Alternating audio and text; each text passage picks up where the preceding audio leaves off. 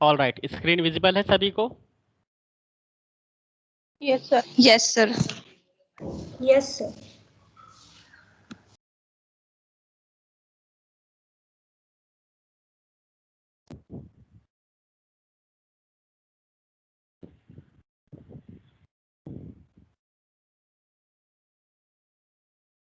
सो operating system का subject है subject code 2628604। Unit number 1, operating system overview and processes. Operating system overview में operating system objectives, क्यों design किया गया operating system को, क्या पर्पस था, क्या अचीव करना चाहते थे, इस बारे में इस पॉइंट पे डिस्कशन होगा। ऑपरेटिंग सिस्टम के फंक्शंस, ऑपरेटिंग सिस्टम की फंक्शनलिटी पे डिस्कशन होगा कि ऑपरेटिंग सिस्टम यूज़र और हार्डवेयर के बीच में किस तरह से वर्क परफॉर्म करता है। Evaluation of operating system, operating system का डेवलपमेंट किस तरह से था, इनिशियली ऑपरेटिंग सिस्टम किस तरह से डेवलप किए गए थे, डिज़ाइन किए गए थे, देन लेटर ऑन आज की डेट में जो ऑपरेटिंग सिस्टम है उनका प्रीव्यू किस तरह से है। तो इसमें पूरा इवोल्यूशन आ जाएगा, पूरा डेवलपमेंट आ जाएगा। Major achievements of operating system, operating system के डिज़ाइन होने के बाद क्या मेजर अचीवमेंट्स थे। Development leading to modern operating system, जैसे जैसे डेवलपमेंट होता गया ऑपरेटिंग सिस्टम में तो किस तरह से मॉडर्न ऑपरेटिंग सिस्टम डिज़ाइन किए गए जो आज के समय में रियल ऑपरेटिंग सिस्टम के नाम से फेमस है। Operating system design consideration for multi processor and multi core. उसके बाद अलग अलग core, multi core operating system भी डिज़ाइन करने स्टार्ट हो गए थे, multi processor operating system design करने स्टार्ट हुए। तो अलग अलग ऑपरेटिंग सिस्टम की डिज़ाइन यहाँ पे डिस्कस की जाएगी।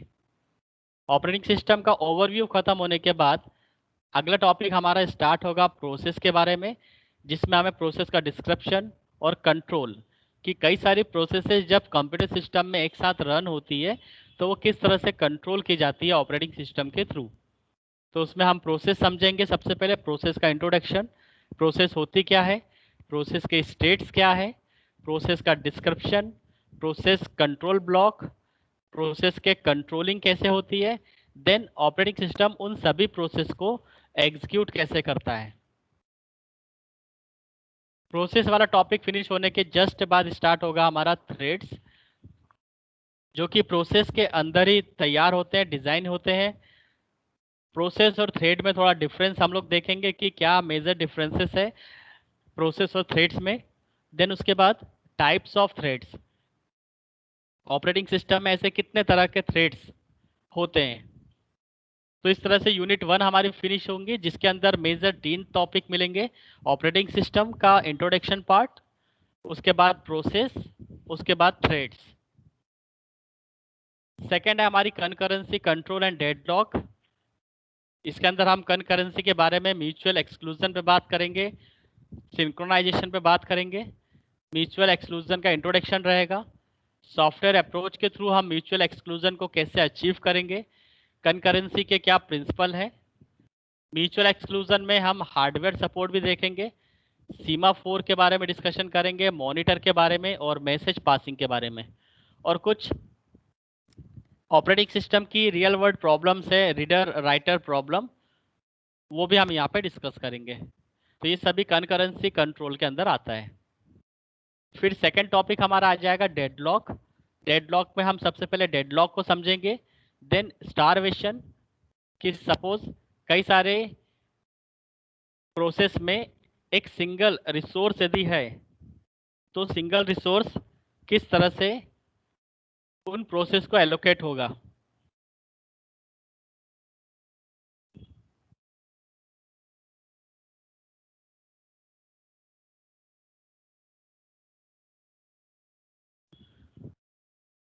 Just wait for 2 minutes. Team ID और किस किस के पास नहीं है?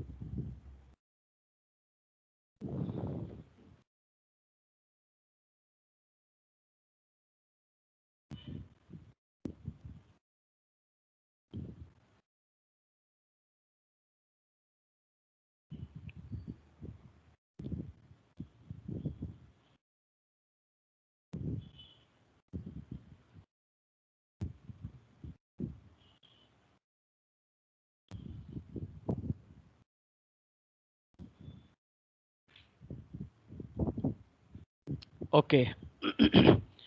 सो डेडलॉक में हम लोग डिस्कस करेंगे डेडलॉक एंड स्टारवेशन के बारे में, प्रिंसिपल ऑफ डेडलॉक, डेडलॉक का प्रिवेंशन कि अगर एक सिस्टम में डेडलॉक आ जाता है तो उसको हम प्रिवेंट कैसे करेंगे, उसको अवॉइड कैसे कर सकते हैं, एंड डेडलॉक को डिटेक्शन, डेडलॉक को हम डिटेक्ट कैसे कर सकते हैं। अगर किसी भी सिस्टम के अंदर डेडलॉक आता है तो ऑपरेटिंग सिस्टम उसको कैसे डिटेक्ट कर सकता है।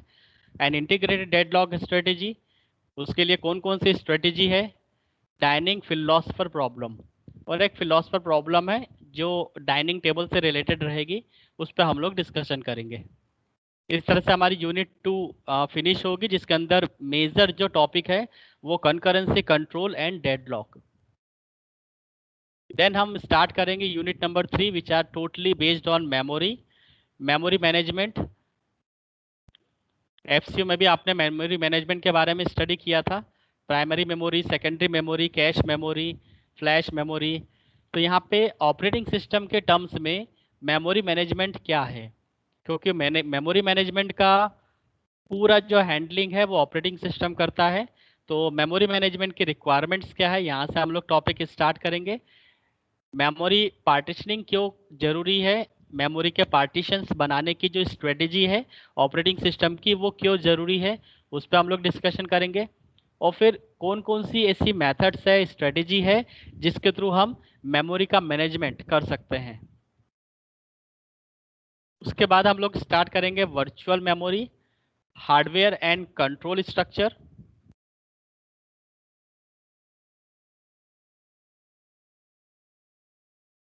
उसके बाद ऑपरेटिंग सिस्टम सॉफ्टवेयर्स। तो इसी में मेमोरी के में दूसरा टॉपिक हमारा रहेगा वर्चुअल मेमोरी, कि रैम की साइज से कम, रैम की साइज से बड़े प्रोग्राम्स और गेम्स हम ऑपरेटिंग सिस्टम से कैसे चला सकते हैं।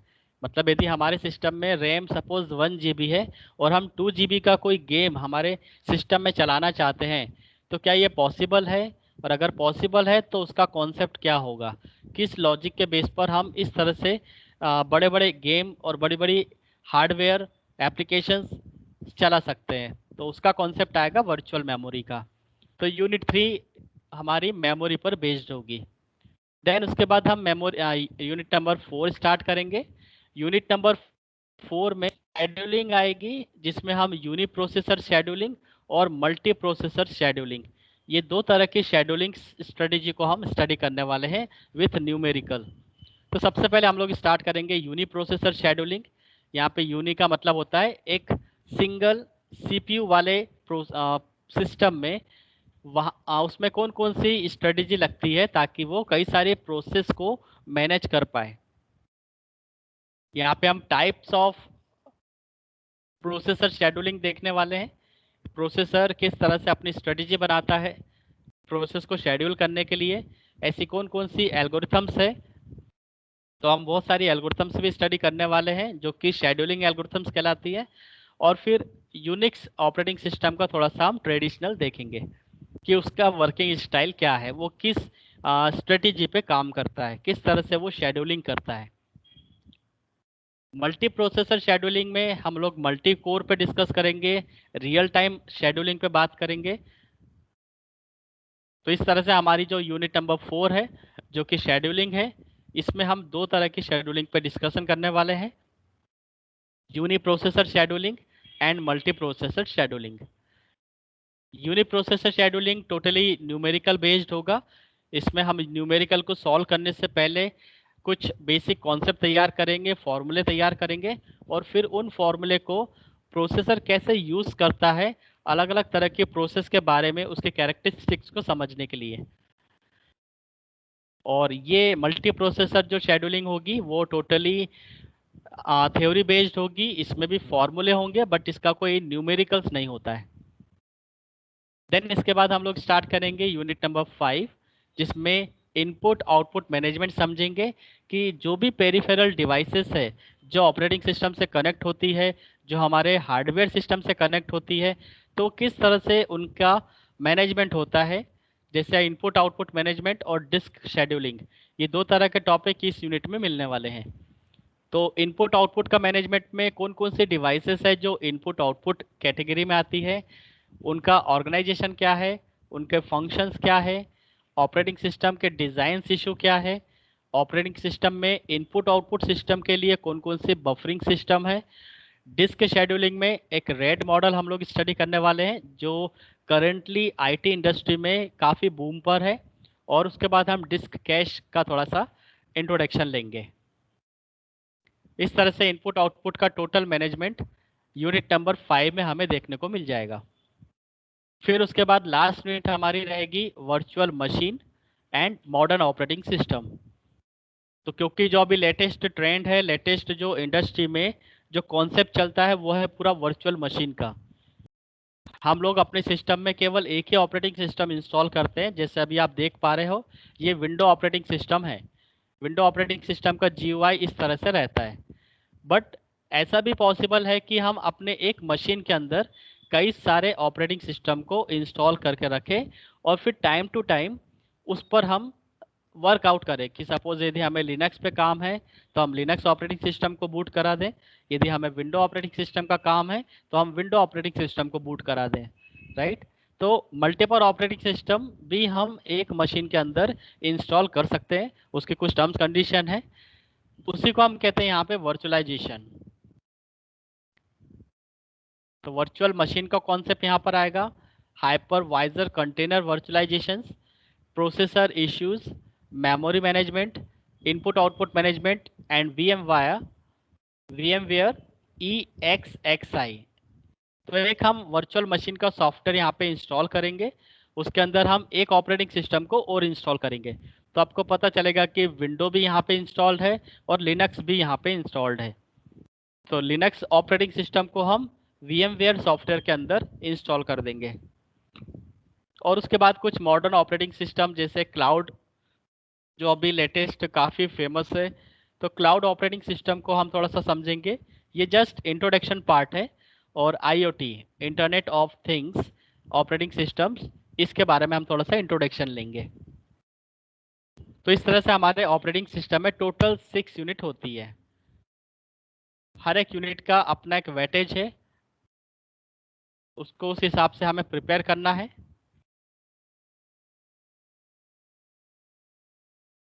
इसमें जो आपको बुक रेफर करनी है वो है विलियम स्टेलिंग। बाकी मैं आपको नोट्स यहाँ पे प्रिपेयर कराते जाऊंगा, तो आपको भी उसको नोट करते चलना है ताकि आपके भी हैंड रिटन नोट्स तैयार होते चले। तो जो भी हम समझेंगे वो ऑन रिटन समझेंगे, तो आप भी उसको प्रॉपरली नोट करते जाएं। तो ये था हमारा थ्योरी सब्जेक्ट ऑपरेटिंग सिस्टम। अब क्योंकि ऑपरेटिंग सिस्टम प्रैक्टिकल भी अवेलेबल होता है, तो प्रैक्टिकल की भी लिस्ट एक बार देख लेते हैं। ऑपरेटिंग सिस्टम सब्जेक्ट दो तरह से होगा इसका एग्ज़ाम, एक तो थ्योरी एग्ज़ाम और एक प्रैक्टिकल एग्ज़ाम। तो थ्योरी एग्ज़ाम में आपको ये 6 यूनिट के अंदर से अलग अलग तरह के क्वेश्चंस आ सकते हैं, तो वो भी हम डिस्कशन करेंगे एक बार हमारा सिलेबस फिनिश हो जाए। सो GTU किस तरह से क्वेश्चन करता है इन टॉपिक्स पर, वो भी हम लोग डिस्कशन करते चले जाएंगे। और बीच बीच में भी हम जैसे जैसे यूनिट फिनिश होगी ऑपरेटिंग सिस्टम के GTU के जो क्वेश्चंस है, कि सपोज यूनिट नंबर 3 हमारी फिनिश हुई तो मेमोरी से रिलेटेड किस तरह से GTU में क्वेश्चंस होते हैं वो भी हम लोग डिस्कशन करते रहेंगे, ताकि आपको क्वेश्चन का पैटर्न पता चले कि GTU किस तरह से इसके ऊपर क्वेश्चंस करती है। उस बेस पर आप उसको उस टॉपिक को प्रिपेयर करते चले। प्रैक्टिकल की अगर बात करें कि हमें जो लैब परफॉर्म करनी है जब कॉलेज ऑफलाइन स्टार्ट हो जाएगा, तब हमें प्रैक्टिकल की लिस्ट में सबसे पहले कुछ लिनक्स ऑपरेटिंग सिस्टम पर हमें कुछ शेल कमांड्स ऑपरेट करनी है। तो जैसे मैंने आपको बताया कि वर्चुअलाइजेशन अवेलेबल होता है। वर्चुअलाइजेशन का मतलब होता है कि एक सिस्टम के अंदर आप मल्टीपल ऑपरेटिंग सिस्टम को वर्चुअली इंस्टॉल करके रख दो, राइट। तो वर्चुअलाइजेशन के अंदर ही हम एक लिनक्स ऑपरेटिंग सिस्टम को VMware सॉफ्टवेयर में इंस्टॉल करेंगे और फिर हमें जब प्रैक्टिकल परफॉर्म करना होगा तो हम उस VMware सॉफ्टवेयर के अंदर जो लिनक्स ऑपरेटिंग सिस्टम जो रेड हैट हम लोग इंस्टॉल करेंगे, उस रेड हैट को हम प्रॉपरली बूट कराएंगे और लिनक्स ऑपरेटिंग सिस्टम आपके सामने GUI लेकर आ जाएगा। उसका भी अपना एक ग्राफिकल यूज़र इंटरफेस है, वो भी आपको फर्स्ट टाइम देखने को मिलेगा। शायद आपने कभी भी लिनक्स ऑपरेटिंग सिस्टम का ग्राफिकल यूज़र इंटरफेस नहीं देखा होगा। तो जिस तरह से विंडो का GUI है, ये आप देख पा रहे हैं, यहाँ पे कई सारे मेन्यूज़ है, कई सारे प्रोग्राम्स है। इसी तरह से लिनक्स का भी अपना एक ग्राफिकल यूज़र इंटरफेस होता है। और मोस्टली जो इंडस्ट्री में ऑपरेटिंग सिस्टम इंस्टॉल होते हैं वो लिनक्स के ही होते हैं, क्योंकि लिनक्स ऑपरेटिंग सिस्टम में वायरस नहीं आता कभी भी। विंडो में काफ़ी वायरस की प्रॉब्लम्स रहती है, कई सारे एप्लीकेशंस डैमेज हो जाती है, कई सारे डेटा डैमेज हो जाते हैं। सो इसके चलते इंडस्ट्री में कभी भी विंडो ऑपरेटिंग सिस्टम इंस्टॉल नहीं किया जाता। और क्योंकि लिनक्स ऑपरेटिंग सिस्टम एक सर्वर वर्जन है, सर्वर भी बन सकता है और वो कई सारे क्लाइंट को मैनेज भी कर सकता है, राइट। तो इसलिए भी लिनक्स ऑपरेटिंग सिस्टम सबसे ज़्यादा पॉपुलर है। तो वो भी हम उसकी प्रोसेस समझेंगे कि वो कैसे इंस्टॉल होता है। नेक्स्ट वीक में उस पर एक वर्कशॉप भी होगा जो 2 दिन का होगा, तो आप सभी लोग उसको ज्वाइन भी करें। पीजीआई के बच्चों के लिए वो फ्री ऑफ कॉस्ट होगा। तो आपको एक पूरा लिनक्स का जो रेड हैट ऑपरेटिंग सिस्टम है वो इंस्टॉलेशन कैसे होता है, उसकी क्या स्पेसिफिकेशंस है, उसको हम प्रॉपरली इंस्टॉल करेंगे, उसके ऊपर कई सारी कमांड्स अप्लाई करेंगे और देखेंगे कि एक लिनक्स ऑपरेटिंग सिस्टम किस तरह से फाइल को मैनेजमेंट करता है, यूज़र को मैनेजमेंट करता है, और भी बहुत सारी चीज़ें वहाँ पे आपको देखने को मिलेगी। तो 2 दिन का वो प्रोग्राम रहेगा, तो आप वो ज्वाइन जरूर करें। तो प्रैक्टिकल में सबसे पहला है हमारे पास शेल कमांड्स, जिसके अंदर हम लिनक्स ऑपरेटिंग सिस्टम पर कुछ कमांड्स अप्लाई करके देखेंगे, जैसे date commands. Date command, ls command list करने के लिए किसी भी फाइल और डायरेक्टरी को लिस्ट करना है। who कमांड कितने यूज़र लॉग इन है।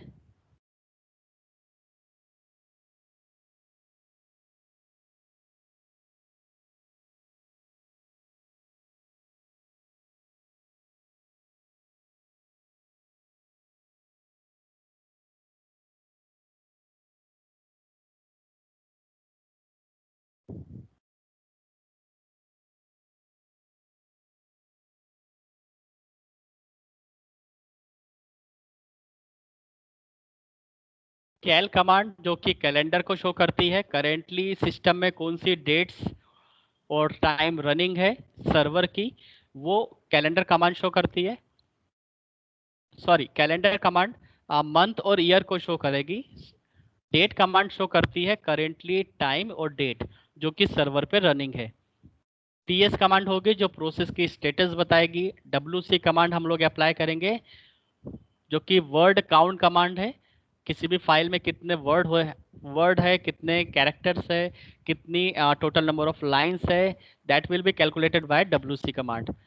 कैट कमांड से हम लोग एक फाइल क्रिएट करना सीखेंगे, उसके अंदर कंटेंट को लिखना सीखेंगे। यू नेम से हम यूज़र नेम कि आप करेंटली लिनक्स ऑपरेटिंग सिस्टम को यूज़ कर रहे हो या विंडो ऑपरेटिंग सिस्टम को यूज़ कर रहे हैं, उसका यूज़र नेम और उसकी डिटेल हम लोग यू नेम कमांड से सीखेंगे। pwd कमांड हम लोग अप्लाई करेंगे जिसमें हम ये पता कर सकते हैं कि करेंटली हमारी लोकेशंस क्या है। प्रिंट वर्किंग डायरेक्टरी, आप करेंटली किस डायरेक्टरी पे वर्क कर रहे हो, वो कमांड है pwd। mkdir जिससे हम एक डायरेक्टरी को क्रिएट करना सीखेंगे। rmdir एक डायरेक्टरी को रिमूव करना सीखेंगे। cd चेंज डायरेक्टरी, यदि आपको सी ड्राइव से डी ड्राइव पे जाना हो, डी से ई पे जाना हो, या आपको किसी अपने फोल्डर के अंदर मूव करना हो, तो वही सब हम कमांड बेस सीखने वाले हैं। cp कमांड किसी भी फाइल को कॉपी करना हो। Remove command rm, mv move command, diff difference, दो फाइल के बीच में कितना डिफरेंस है, उनके कैरेक्टर्स के आस्की कोड का डिफरेंस कितना है, वो इस कमांड से पता चलेगा। ch mode change mode command है जिससे हम किसी भी फाइल और डायरेक्टरी की परमिशंस बदल सकते हैं। ग्रेप कमांड किसी भी क्राइटेरिया के बेस पर हम क्वेरी चलाकर हम अपने क्राइटेरिया के बेस पर किसी भी फाइल को एक्सेप्ट कर सकते हैं, गेट कर सकते हैं, और फाइल के अंदर के कंटेंट और रिकॉर्ड को भी हम अलग अलग तरह से क्राइटेरिया के बेस पर हम एक्सेप्ट कर सकते हैं। तो जैसे आप एसक्यूएल सर्वर पे क्वेरी चलाते हो,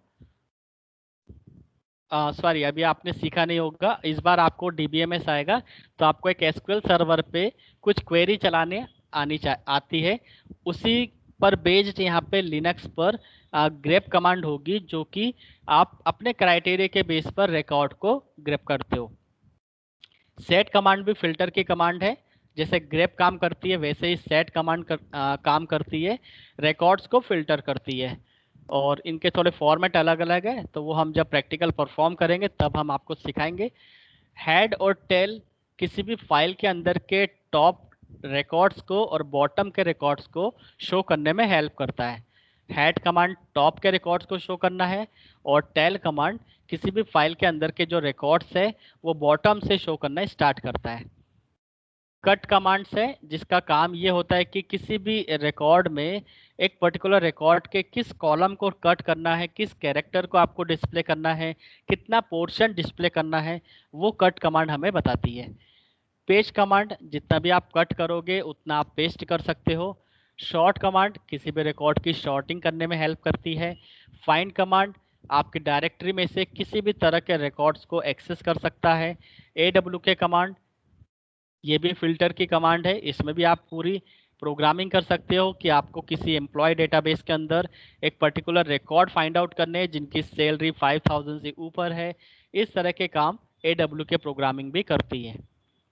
उसके बाद कुछ रेगुलर एक्सप्रेशंस हम लोग देखेंगे, जो कि सेट कमांड, ग्रेप कमांड और AWK कमांड से मिलकर बनेगी। रेगुलर एक्सप्रेशन में हम कुछ मेटा कैरेक्टर्स भी यूज करेंगे। ये सभी मेटा कैरेक्टर्स है जिनकी हेल्प से एक रेगुलर एक्सप्रेशंस बनाई जाती है, और उसमें हम जो सिंटेक्स यूज करने वाले हैं वो सेट कमांड की यूज करेंगे, ग्रेप कमांड और AWK कमांड। तो ये तीनों कमांड के थ्रू हम कुछ रेगुलर एक्सप्रेशन तैयार करेंगे, और रेगुलर एक्सप्रेशंस के अंदर कुछ मेटा कैरेक्टर्स यूज करते हैं जिनका अलग अलग पर्पस है। फिर हम उन्हीं रेगुलर एक्सप्रेशन को यूज करके अलग अलग तरह की प्रॉब्लम सॉल्व करेंगे। तो ये कुछ सेकंड जो हमारा पार्ट है प्रैक्टिकल का, रेगुलर एक्सप्रेशन बेस्ड, तो इस पर हम कुछ प्रोग्राम्स इस तरह से क्रिएट करने वाले हैं। जैसे क्वेश्चन नंबर 1 है कि write a command to display all lines which begins with Nokia string from anprd.lst file. हम लिनक्स पर एक फाइल बनाएंगे, उस फाइल का नाम होगा amprd.lst। लिनक्स की फाइल .lst फॉर्मेट में होती है, .list फाइल। जैसे विंडो में आप .exe बनाते हो, .txt बनाते हो, .doc बनाते हो, .ppt बनाते हो, तो लिनक्स के पास भी जो फाइल है वो .lst है। तो इस प्रोग्राम में हमें सिंपली बोला गया है कि हमें एक फ़ाइल बनानी है लिनक्स पे जिसका नाम होना चाहिए ANPRD, और आपको उसके अंदर कुछ रिकॉर्ड्स तैयार करने हैं। उस रिकॉर्ड्स में कुछ नोकिया से भी स्टार्ट होने वाली कुछ स्ट्रिंग्स होनी चाहिए। तो कुछ स्ट्रिंग्स, कुछ रिकॉर्ड्स हम ऐसे रखेंगे जिनका स्टार्टिंग नोकिया हो, और कुछ रिकॉर्ड ऐसे रखेंगे जिनका स्टार्टिंग नोकिया नहीं है। तो हम कुछ ऐसी रेगुलर एक्सप्रेशन तैयार करेंगे और इस फाइल के ऊपर अप्लाई कर देंगे, जिससे हमें केवल वही रिकॉर्ड डिस्प्ले हो जाएंगे जो कि नोकिया स्ट्रिंग से स्टार्ट है। Question number 2, delete first last and all blanks lines from the specified file. जो भी हम फाइल का नाम स्पेसिफाई करेंगे उस फाइल में जितने भी ब्लैंक्स है, जो ब्लैंक्स लाइन है, वो सभी डिलीट हो जाएगी। फर्स्ट रिकॉर्ड डिलीट होना चाहिए और लास्ट रिकॉर्ड डिलीट होना चाहिए, बाकी कुछ भी डिलीट नहीं होना चाहिए। तो इस तरह की हम एक रेगुलर एक्सप्रेशन बनाएंगे जो एक फाइल पर अप्लाई हो जाएगा। तो इस तरह के छोटी छोटी रेगुलर एक्सप्रेशन से हम बड़ा स्पेसिफिक काम करने वाले हैं, राइट। फिर क्वेश्चन नंबर 5 में हम एक डेटाबेस बनाना सीखेंगे कि लिनक्स ऑपरेटिंग सिस्टम के ऊपर हम एक डेटाबेस कैसे बना सकते हैं, जिसके अंदर कस्टमर का नेम है, एड्रेस है, सिटी है, और उसके अंदर हम कुछ रिकॉर्ड एंटर करेंगे। रिकॉर्ड एंटर करने के बाद हम अलग अलग तरह की रेगुलर एक्सप्रेशन तैयार करेंगे, जिससे इस तरह के रिकॉर्ड जो भी हमसे पूछा जाएगा वो हम यहाँ पे डिस्प्ले करना स्टार्ट करेंगे। तो इस पर बेस्ड क्वेश्चन नंबर 6 होगा, क्वेश्चन नंबर 7 होगा डेटाबेस पर based, question number 8, question number 9, question number 10, right. और फिर 11, 12, इस तरह से डेटाबेस पर बेस्ड ये कुछ 4-5 क्वेश्चंस रहेंगे। और फिर रेगुलर एक्सप्रेशन पर क्वेश्चंस आ जाएंगे, AWK के ऊपर क्वेश्चंस आने स्टार्ट होंगे। तो ये अलग अलग क्वेश्चंस है जो जब हम परफॉर्म करेंगे तब आपको क्लियर होता जाएगा कि इन सबको सॉल्व कैसे करना है। तो टोटल रेगुलर एक्सप्रेशन पर बेस्ड 24 क्वेश्चंस यहाँ पर आपको परफॉर्म करने हैं। फिर उसके बाद इसका थोड़ा और लेवल हाई हो जाएगा, फिर आपको थोड़ी सेल स्क्रिप्ट सीखनी है। आप लिनक्स ऑपरेटिंग सिस्टम पर कैसे सेल स्क्रिप्ट तैयार कर सकते हैं ताकि इस तरह की प्रॉब्लम्स सॉल्व होनी स्टार्ट हो जाए। तो ये फिर सेल स्क्रिप्ट पर थोड़े थोड़े क्वेश्चन है, जो पूछा जाएगा वही आपको आंसर देना है। तो आप उस केस के अंदर किस तरह का स्क्रिप्ट लिखोगे, जैसे आप विंडो ऑपरेटिंग सिस्टम के अंदर सी की प्रोग्रामिंग करते हो और स्विच केस को यूज़ करके मल्टीपल ऑप्शंस मैनेज करते हो, case number 1, case number 2, case number 3। In the same way यहाँ पर भी हम लोग लिनक्स ऑपरेटिंग सिस्टम के अंदर एक सेल स्क्रिप्ट तैयार करेंगे जिसके अंदर मल्टीपल केसेस को हम हैंडल करने वाले हैं, और उन केसेस के अंदर कौन सी स्क्रिप्ट लिखी जाएगी वो आपको पता चलेगा। तो जब भी हमें जो केस हैंडल करना है, suppose case number 2 join 2 strings, तो जैसे ही यूज़र 2 प्रेस करेगा वो आपसे 2 स्ट्रिंग पूछेगा और 2 स्ट्रिंग को वो ज्वाइन करके रिजल्ट जनरेट कर देगा। तो इस तरह की वर्किंग यहाँ पे लिनक्स के ऊपर आपको परफॉर्म करनी है। तो इस पर बेस्ड हमारे पास टोटल क्वेश्चंस है 11। तो 11 क्वेश्चंस आपको सेल स्क्रिप्ट पे परफॉर्म करने हैं। उसके बाद आ जाता है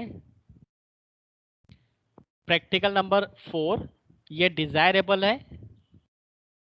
यदि ये सब आप परफॉर्म कर लेते हो और यदि हमारे पास टाइम होता है तो हम फिर यहाँ पे आगे अगले लेवल पे बढ़ जाएंगे कि जितने भी सी प्रोग्रामिंग के थ्रू हम लिनक्स के ऊपर कई सारी प्रॉब्लम्स को जो ऑपरेटिंग सिस्टम से रिलेटेड है, जैसे डाइनिंग फिलोसफर प्रॉब्लम है, जो यूनिक्स में प्रोसेसर शेड्यूलिंग्स होती है जिसके न्यूमेरिकल हम लोग परफॉर्म करेंगे, FCFS, round robin, shortest remaining time, next, SPN, first come first serve.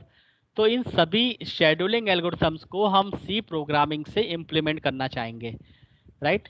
तो ऑपरेटिंग सिस्टम के कुछ टॉपिक्स को हमें सी प्रोग्रामिंग लैंग्वेज से इम्प्लीमेंट करना है। ये अगला नेक्स्ट हाई लेवल है। तो धीरे धीरे हम लोग अपना लेवल बढ़ाते चलेंगे और कमांड से हम लोग स्टार्ट करेंगे और ऑपरेटिंग सिस्टम की प्रॉब्लम को हम सी प्रोग्रामिंग से फिर सॉल्व करना स्टार्ट करेंगे। तो इसी में आपको ये भी जानने को मिलेगा, सीखने को मिलेगा कि लिनक्स ऑपरेटिंग सिस्टम पर हम सी प्रोग्राम्स कैसे चला सकते हैं। अभी तक आपने विंडो ऑपरेटिंग सिस्टम को यूज़ किया, टर्बो सी उसका IDE देखा, कंसोल देखा, प्रोग्राम्स को डिज़ाइन करना सीखा, कंपाइल करना सीखा, रन करना सीखा, आउटपुट को देखना सीखा। इसी तरह से आप लिनक्स ऑपरेटिंग सिस्टम पर भी सी प्रोग्रामिंग किस तरह से बनाओगे, उसके प्रोग्राम्स कैसे बनाओगे, उसको रन कैसे करोगे, उसका पूरा फॉर्मेट अलग है। तो वो भी हम यहाँ पे सीखेंगे। तो ये हमारा कंप्लीट सिलेबस जिसमें थ्योरी और प्रैक्टिकल कवर होता है।